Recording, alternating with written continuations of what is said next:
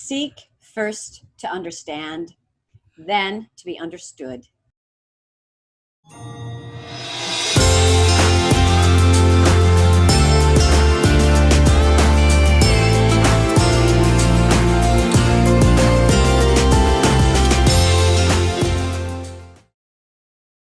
Welcome to this episode of Choose, where an actor And a therapist help you use your power of choice to help you decide what roles you're going to play. on this stage of life. I'm Cindy Barlow, the actor, And I'm Wendy Rawlings, the therapist. and our mission is to remind you that you can't always choose your challenges, but You can choose your response. We are about giving you tools. So today, watch for the tool at the end. It's really powerful. it truly is. And you know, in our life play, we're not acting on this stage by ourselves. So, like it or not, a large portion of the drama on the stage of life derives from interacting with other people. Now, as an actor, when I'm preparing a role, I will not only study my own character's wants and needs, but I will also study those needs and wants of the other characters in the play. All of my choices when I'm acting in the scene with these characters will be influenced by how my character perceives the other characters and my beliefs about these other characters. So true. And in life, we look at everyone that we interact with through a lens. And that lens can either cause us to misjudge their motives and behaviors or get them accurately, depending on how clear our lens is. So I want to talk about an example of, because what we're going to talk about is personality types. So I'm going to give you an example in my own life of having judged somebody and learning how to look at them differently. So many years ago, I was in kind of a difficult and a little bit of a confusing relationship. I was with someone who I had great admiration and affection for, and we had a lot of things in common that we really felt excited about, but there was just something in his nature that just frustrated the heck out of me. And he had issues with me too. So, Imagine. what's that? Imagine that. Exactly. Imagine, imagine anyone would have an issue with me. So some of the needs that I felt in the relationship were difficult for him to relate to, and many of his character traits, he also found that he couldn't relate with me either. And we tried, we were really vigilant in trying, but neither of us could really feel, happy and content in the relationship. And then a friend suggested that we see an expert on personality types. And I didn't even know at the time that there was such a thing as a personality type. I just thought everyone had the same personality and mine was better, right? So, More evolved, certainly. yeah, so we made an appointment to see a personality type expert. And so what happened in this man's office totally revolutionized my life and revolutionized how I looked at relationships. So what he did is he explained to us that there was a system of human nature or personality types called the Enneagrams, and that's what we're going to be talking about today.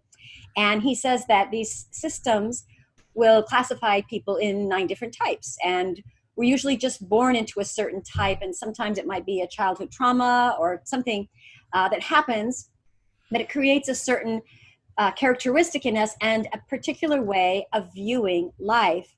And so each type has a unique value and needs, which motivates them to think and act in a certain way.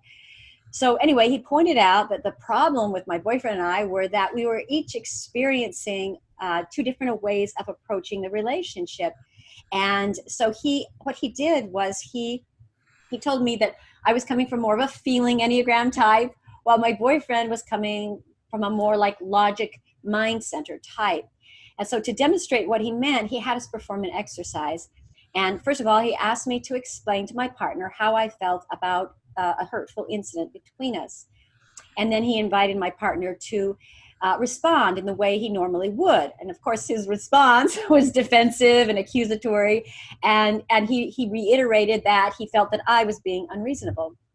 So then the counselor did something really interesting. He had my boyfriend close his eyes and bring his energy down into his heart, which is a feeling center. And then he he wanted to consciously, take him out of the logical center in his head. So then he asked me to repeat to him what I had just said earlier, and I pretty much verbatim just gave the same, the same speech that I said. But what happened was my boyfriend totally heard me differently, in a completely different way, and he repeated back to me exactly what I said with a lot more understanding and compassion. He totally got it. And at that point, I felt seen and heard. And suddenly, our hearts just opened to each other. So from that day forward, I had a real respect for understanding personality types. And, up to that point in my life, Wendy, as you probably know, I just thought everybody had the same sort of personality type, and that people should be looking at the world the way I was looking at it. So I really found that I stopped judging people in the same way, and that I could see that every Enneagram type has positive and negative aspects to them. And then I could feel more compassion and rather than resentment towards people after Right. that incident. It's brilliant. And until we understand or until we realize not everybody sees things the same way, our personality is the lens or the software that we run everything that happens in our life through. And if we understand our own software and we understand other people's software, it makes relating so much easier.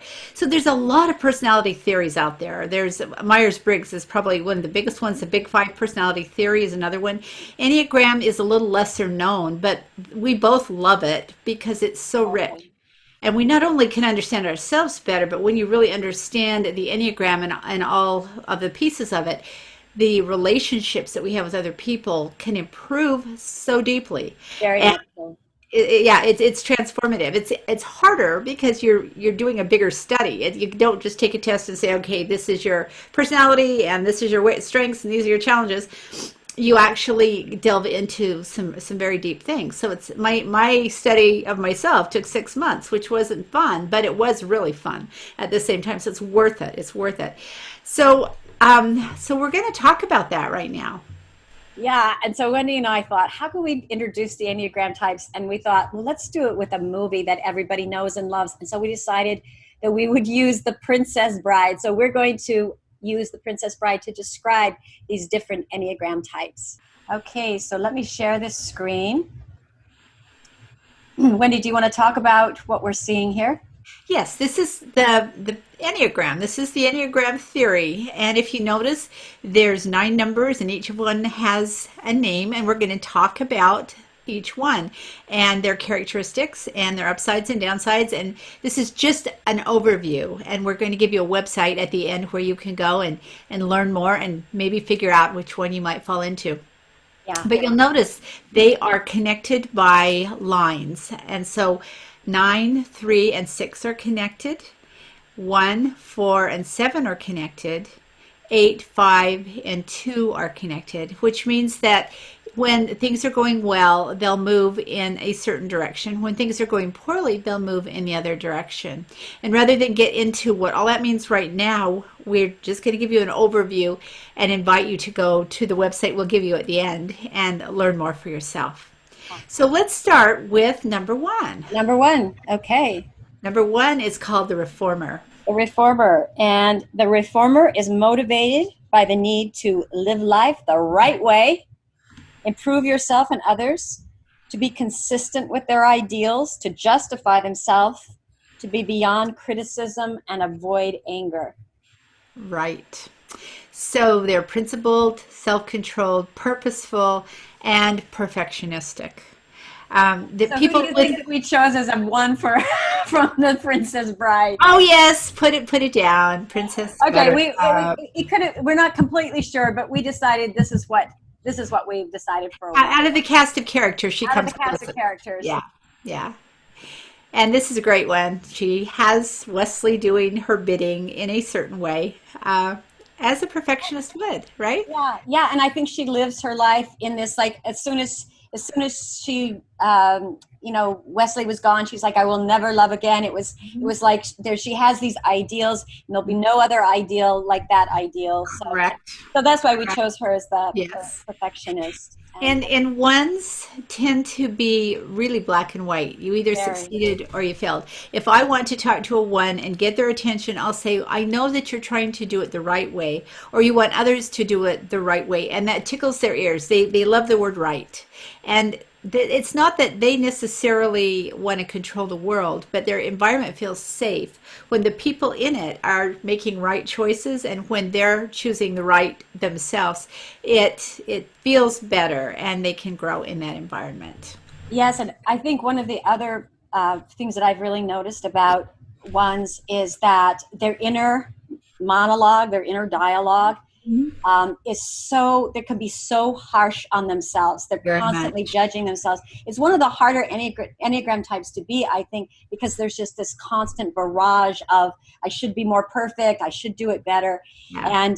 And sometimes it makes it hard for other people to understand why they're so upset about things, but they're usually mostly upset about themselves and not doing it correctly. And when they're upset about themselves, they want everyone else to in their environment to conform because it feels better to them, it feels safer to them.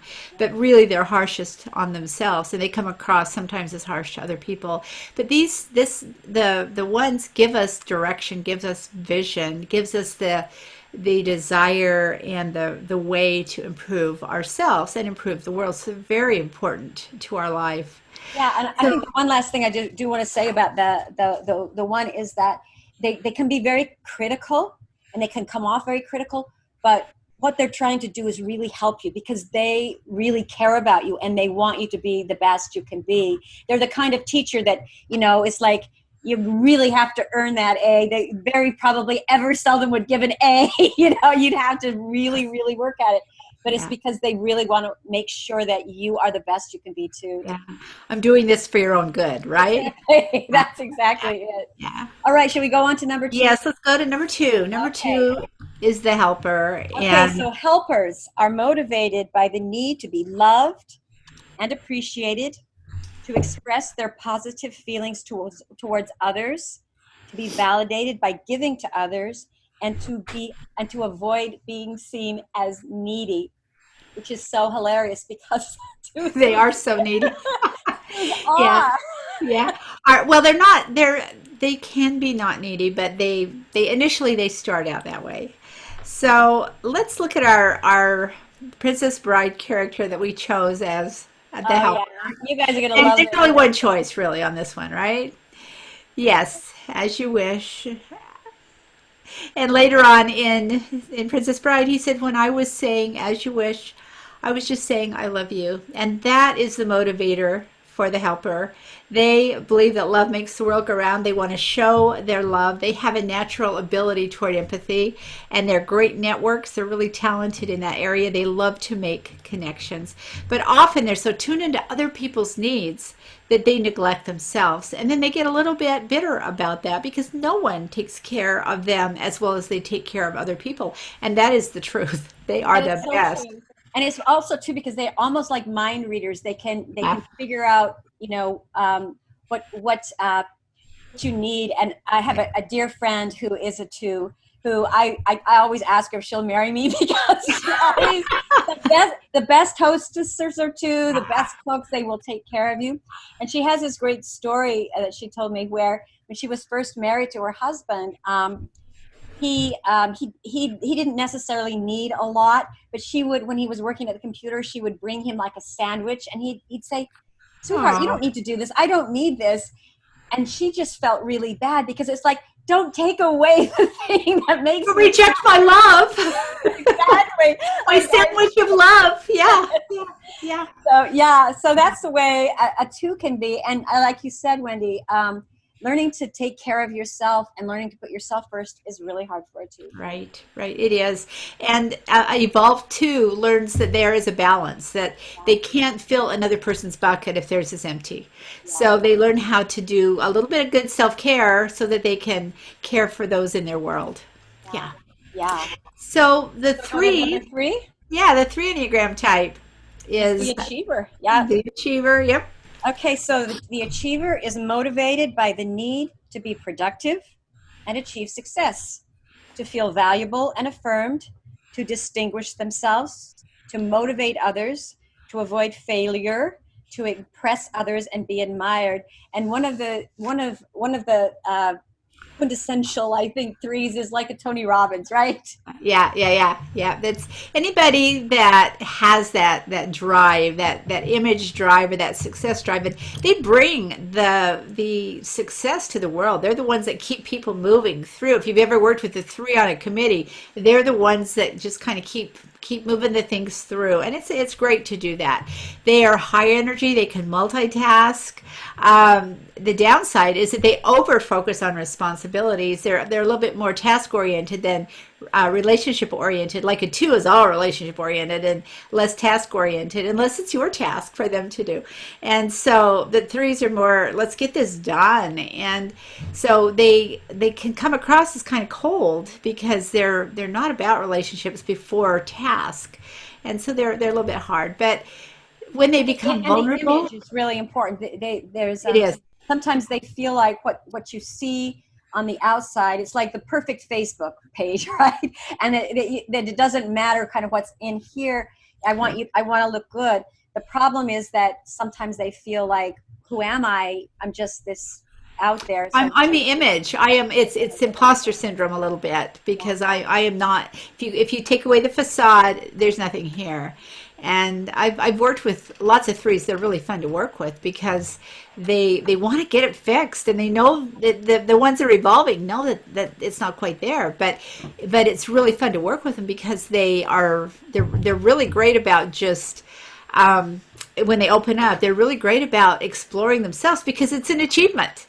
It's a way to feel like they've achieved something. So I want to talk to a three, because one of the things I've noticed is that because they can be very protective of their, if it looks like they look bad in any way, they're very protective. How do you talk to threes? So it's really important to let them know that you don't judge them. There's a lot of self-judgment. You don't judge them. I invite them with me to just step back and get curious. Why did you do that? What happened there? If that had been the guy down the street, when they did that, what would you have thought? And so they're not judging. They're judging the guy down the street. So they kind of come at it from the third person, and their vision can open up, and then they can go, oh, that makes more sense. I had a client tell me once, as we were doing that exercise of just stepping back and getting curious, they said, what I realize is that when you take away my image, I don't even know who I am. And that's the case with lots of threes. So the way that threes can evolve is to get vulnerable and look at themselves and go, yeah, I don't know who I am when I'm not my image. And vulnerably check it out. And we did a lot of work, and they are amazing because threes work hard. It's about achieving. Well, there's an idea of like, I achieve, therefore I am. Exactly. That's where we get my worth. So our Princess Bride, Humperdinck, and he says the greatest thing. Yeah, Humperdinck is all about, and he is not, of course, an evolved three, so he's pretty ruthless because three's so pretty. Yes, he is. So that's a great example of what a three unevolved would look like. All right, let's go to the next one. Go to the next one. Okay. Yeah. So the four is the individualist. The individualist is motivated by the need to understand their feelings and to be understood, to search for the meaning of life and the ideal partner, to avoid being ordinary, to take care of emotional needs before attending to anything else. And the individualist also is sometimes called the romantic. Yes. Wow. So it's the artist, right? It's the artist. And so if they're not evolved, it's the tortured artist.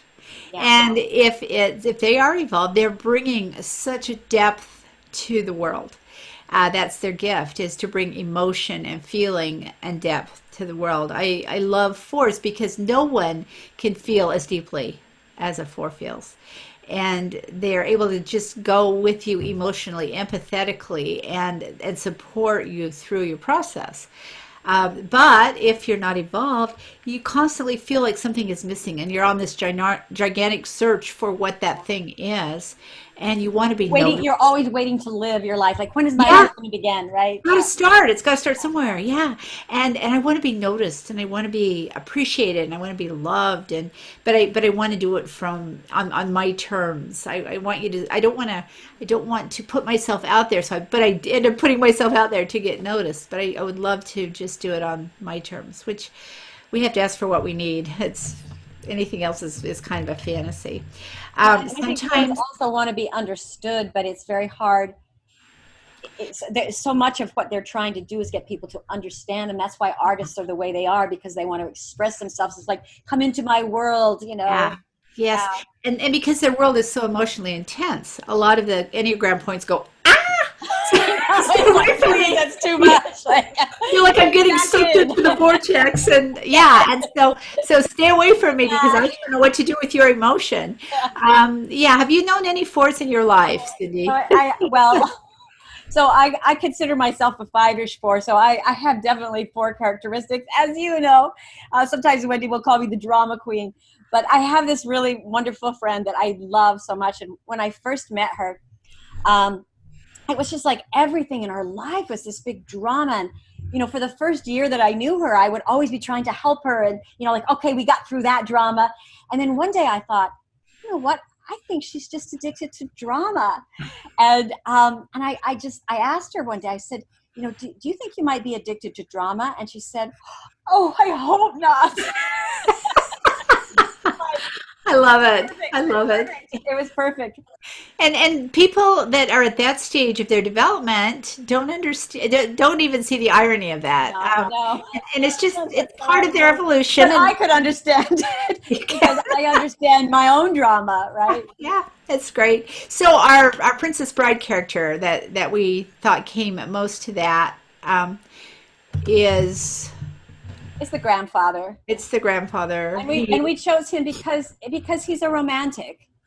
Yeah, He, yeah, he, he was really a romantic, and he loved this story, and he wanted to share this story, with his grandson. So, because yeah. yeah, so that's why we chose him. We think he's on the higher end, right? Yeah, I was just going to say he was an evolved individualist. Yes, definitely. And what Wendy's talking about is that every Enneagram type has an evolved and then a lower, Well, it has high, medium, and low. Yeah, yeah. yeah, And we all want to sort of get to our high level and also expand our types so that we're not just working on on one note. So yeah. okay, we'll go into the next one. Okay, so the next one is the investigator, and So the investigator is motivated by the need to be capable and competent, to master a body of knowledge and skill, to explore reality, to remain undisturbed by others, to reduce their needs, to have solitary time to explore and research. right. So if an investigator does not get that solitary time need met, it's very difficult, and they're hard to be around. They get a little grumpy if they don't get their personal space for a while. I had a client once who he was a dad in a family of all girls. It sounds like our dad, huh, Cindy?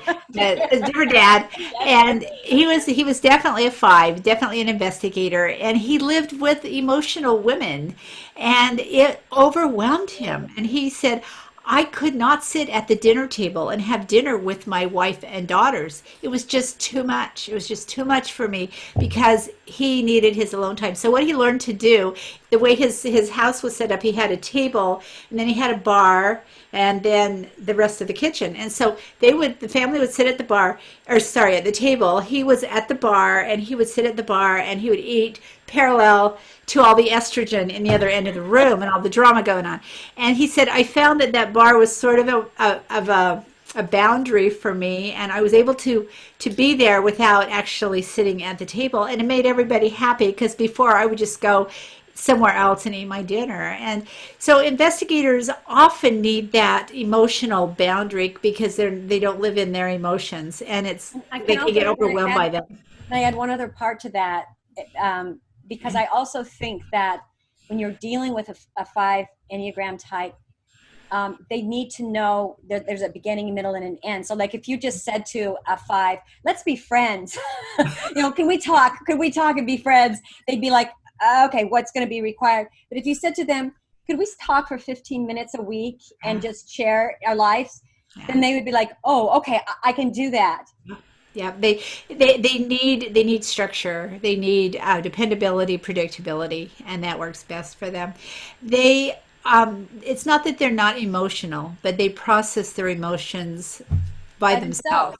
Yeah, And very that's privately with important. that. So they say they can come across as really kind of crotchety and grumpy a lot, but it's just that And that's the way know-it-alls. they do. they, Oh yeah, they because love to really, research. And in fact, what I've really found about fives is that knowledge and information is like a commodity. It's like they're not going to give it it's a away for anyone. currency. Yeah, Yeah, it's a it's a currency. Yeah. currency. Yeah, it is.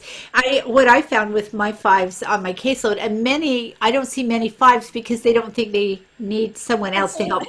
help them, and they don't feel They their have to have feelings. they have to have it either like a four wing probably. Yeah, to get to therapy, it's true. And they don't like to talk about their feelings, so why in the world would they see a therapist? But the fives that I do see, they really want to know where I'm getting my information and Yeah. why this technique works. And if I can explain that to them, they're on board in a second. They do it beautifully. But if I don't have that information, they're pretty distrustful, as I would be as well. So yeah. So our Princess Bride character that we think comes closest to this is, of course, Inigo Montoya. Very much the investigator, very much the solitary figure. His very intense. Fives can come across as really intense, especially if they have a four wing, which probably Inigo does have. And, to, Um, and because his father, his father got killed, he spent his whole life investigating how to take revenge and and studies practicing. all these different like forms of martial arts. I mean, not martial arts, fencing. And Yes. so that's the other reason why we thought was because he made it his life purpose To find the six-fingered man. to find And a man. when Cindy talked about how Enneagrams can be the result of a childhood wound, this is Inigo Montoya. He probably was headed toward a five anyway, but the childhood wound just sunk it in even more deeply. Yeah, yeah. All right, let's go to All right. the So we'll six. go to the next one. All Yeah, right. okay. So this is the loyalist. So the loyalist is motivated by the need to have security, to feel supported, to overcome their fears, to have the approval of others, to test the attitudes of others towards them, and to defend their beliefs. Right. So there's two kinds of sixes, and this is the only group that has two kinds. There's the phobic loyalist or six, and there's the counterphobic six. And the phobic six is afraid of lots of stuff. And they're afraid to start new stuff. They're afraid they're going to fail. They're afraid of being adequate. And so is the counterphobic six, but they just show it different. The phobic six hides from the world, and the counterphobic six goes out and gets in the world and does dangerous things. And so you can tell a counterphobic six by, the skydiver that goes out without a parachute. I'm kidding, that's not true, but they'll go do the dangerous thing. I've known a lot They of really face their fear. They don't want to, they don't want to they sit go and marinate in their fear. They're going to go I'm going to exactly. go right straight, like straight. I'm gonna go toe to toe, and we'll see how it all works out. So, and because they're so worried about life, phobic or counterphobic, they do a lot of planning. And if their plans are interrupted, they're pretty grumpy about it because it's insecure, feels insecure to them when that happens. I have a friend who is a planner, and if his plans get messed with, he is not a happy camper. And if you don't follow his plan, you have to have a good reason. He's reasonable, but if you can't give him a good reason, then he's not going to be very happy or very on board with the modified plan. And the thing about his plan is it's always really good because sixes make great plans. They look at the pros and cons, they look at what could go wrong, they make really, really good plans. But sometimes, If you're a fire, whatever, yeah, six, because they'll know where the exit is. they They'll know well, what to do because in fact, I think that's the problem is that sixes live as if there's an emergency all the yeah, time. But yeah. if it really is an emergency, they're the people to stick to and do exactly what they say because they'll know. It's They'll, just there's they'll know. so much living in that. We call it the wreckage of the future. Yes, yes. And that's really where they live. They wait for the bad to happen, and most of it doesn't happen, but if it did, they'd have a plan for They it. absolutely know And what they're so they working bring with. courage to the Yes, world. That's their so thing. much so. Yeah, so much Yeah. so. So our Princess Bride character for that we thought of for this particular one. Count Count Ruben. And we chose him because Well, he's loyal and very he's got all these plans. he does. And he's warning Humperdinck, if you don't have your health, you haven't got anything. I mean, it sounds like the thing a six would say. Let's plan for it. I'm going to warn you about it because I look globally at the problems and the pitfalls. And Yeah, very good. when he was being attacked by Inigo Montoya, you know, he had figured out this whole plan. He ran away, and you know, and there's that security, you know, the anxiousness that you know that he felt. So we thought he'd be a good one to, Yeah, it totally works here. and suspicious too. Totally. So then the next point is the most fun to be around. If you have a friend that's this, they're the enthusiast. Also, I love another description is the adventurer, and they're motivated by Do you want me to read it? yeah. By the need to be happy and satisfied, to have a wide variety of experiences, to keep their options open, to enjoy life and amuse themselves, to escape anxiety and to avoid suffering and pain. So these are the folks that make life happy. That's their gift to the world is to bring joy, to bring spontaneity, to have a really good time, and then totally help us have a good time. Their biggest enemy in the world is boredom. That's what they just do not like at all. Our Princess Bride character for this one, of course, was Mad Max, and he just it's every line he gets is all spontaneity and happiness and joy, and just makes us laugh and have fun storming the castle. Like that's going to be a big adventure, and they're just going to have a really good time. So Uh, what's the challenge for a seven then, Wendy? so for the sevens, it's making their life structured enough that they can function in it. For example, we back when our kids were teenagers, we had someone knock on our door one day. They were from California, and they were selling books for the summer to get themselves enough money to go to school. So it was kind of an important thing that he work this job and make enough money to go to school. And we said, you know, you look like a nice guy, but we're just piling in the car to go see a movie. And he said, oh, what movie are you going to go see? And we told him, he says, oh, can I come with you? And so he just totally spontaneously dropped the work piece and got in the car, and we enjoyed him all summer. He came over regularly when he was there. We were always having fun. Then you know that person that you always have fun with. It's really great to be around them. And even after he went back to school, miraculously he made enough money to pay his tuition. But that's not so hard because sevens, everybody loves them, so they'll just kind of say, yeah, what do you need? I'll buy it, because they just love to be around them. But after he got back to California to school, we stayed in touch. He flew up and took my daughter to prom. I mean, we just kept in touch because for quite a few years, because he was just so much fun to be around. And that's what sevens are. Yeah. And you know, that story that I told about my boyfriend, he was actually a seven. And what was really hard, you know, because if you do have something really important to talk to, because sevens don't like to be bored, and they don't really like, you know, a lot of emotional drama. They just want to No. have fun. Yes. So, you know, it would be like, you know, how long is this going to take? You know, and my son is also a seven, so he's the same way. It's like, Mom, you know, like, how long is this going to take? And he wants to know, because boredom is the worst feeling for a seven. And It if they have totally to do is. anything really boring, it's just really hard. But also, I think that one thing about a seven that I notice is that if they know that they have to do something hard, they'll get that done first so that they can go and play. They're really good at doing their chores.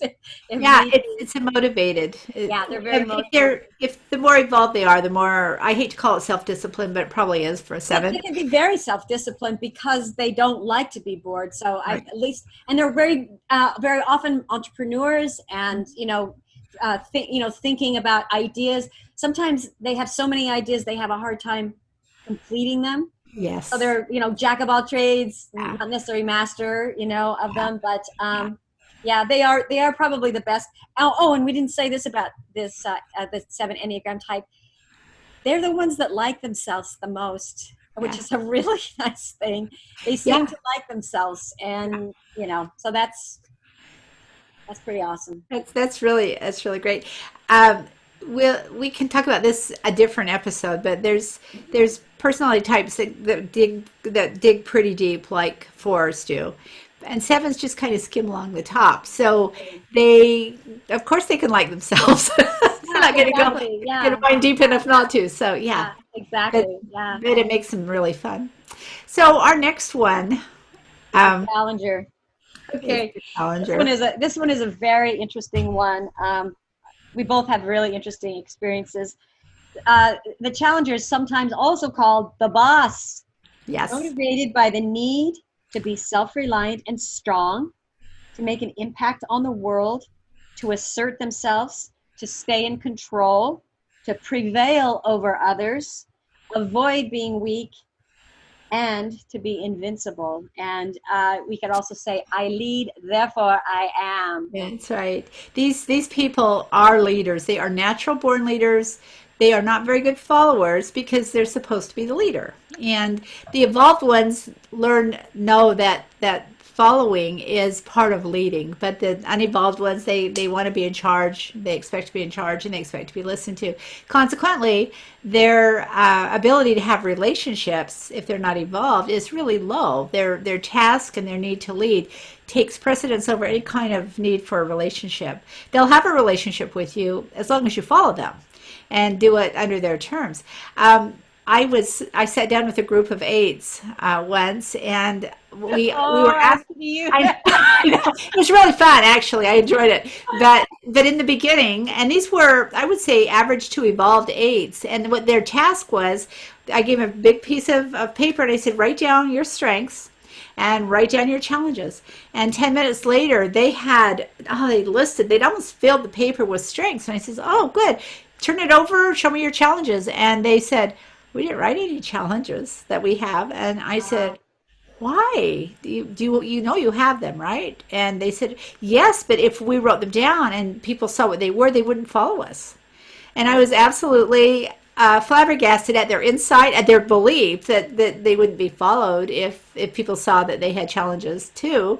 That also, they just didn't want to write them down. They didn't want to look at them. And I said, well, I'll tell you what, if you don't write them down, we'll let the room write them down for you. We'll let everybody else in the room write them down. And so at that, they flipped it over and wrote down the list. And, They were and not going to let they were going to lead that one too. So it was a great example of how eights think. It's Yeah. so funny because I've had a few eight clients, and the thing I always do, and I can always tell it's an eight, because when they come for a consultation or whatever, they completely take it over in the beginning. It's like, they take over the whole room and they take over what the conversation is going to be.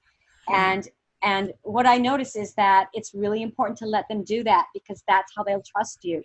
If That's you right. go head to head with them right away and you start to power play with them, Yeah. then it's really hard for them to trust you, because eights actually they actually will ask for help, and they're very good at asking for help, and they really do want information. That's when they go into their five. They really do want information, but they don't necessarily want all the details. It's just like, okay, give me three things. Okay, that's all I need to know.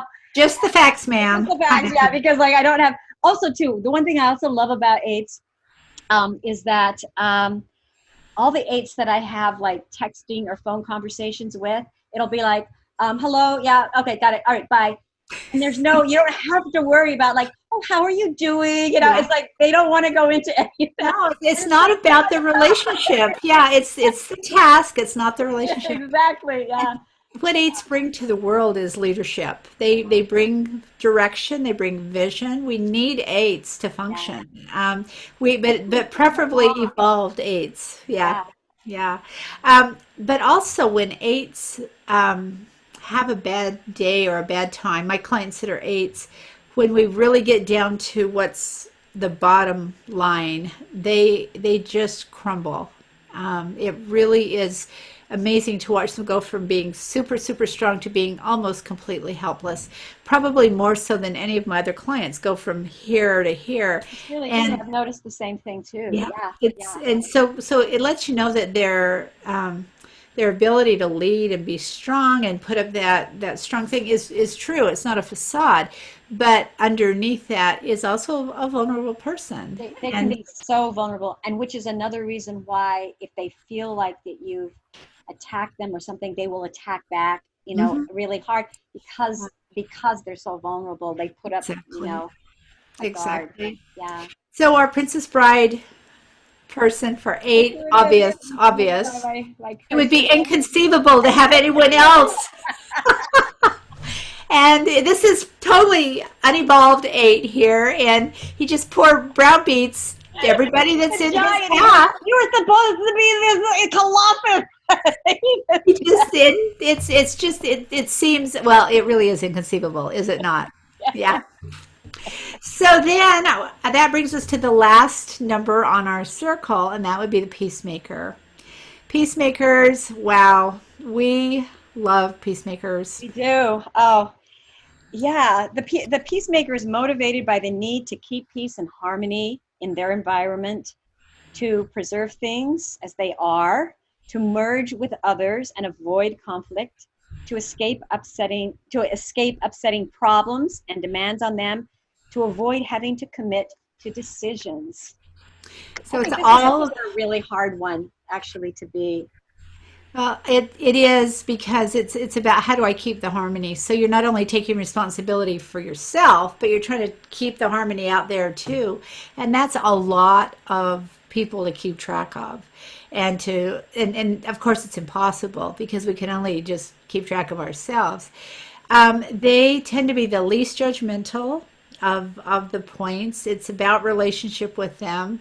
Sometimes, especially for the unevolved ones, it's really hard for peacemakers to know what they want because they're so others focused that just to keep the peace, that they really don't have a dog in the race. They just want to keep the peace and they want to make sure everybody's fine and they get along with everyone, and they do a lot of avoiding. Consequently, if you have a relationship with a nine, you're not necessarily going to get the real deal. You're not going to know what's going on because they may not tell you because they don't want to cause a problem.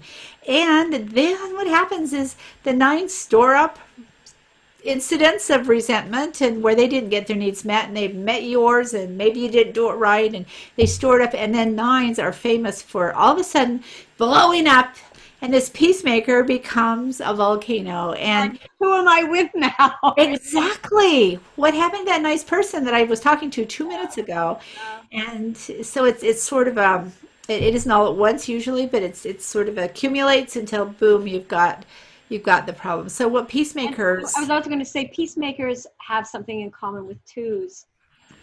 because If you they're want to helpers. describe some of that, because we talked about twos not really being able to know what they want, or even threes, like who they are, because the peacemaker is always, well, what is it that you need? Well, I'll just merge with you. With And you, right? Peacemaker does it because they want peace. They don't want conflict.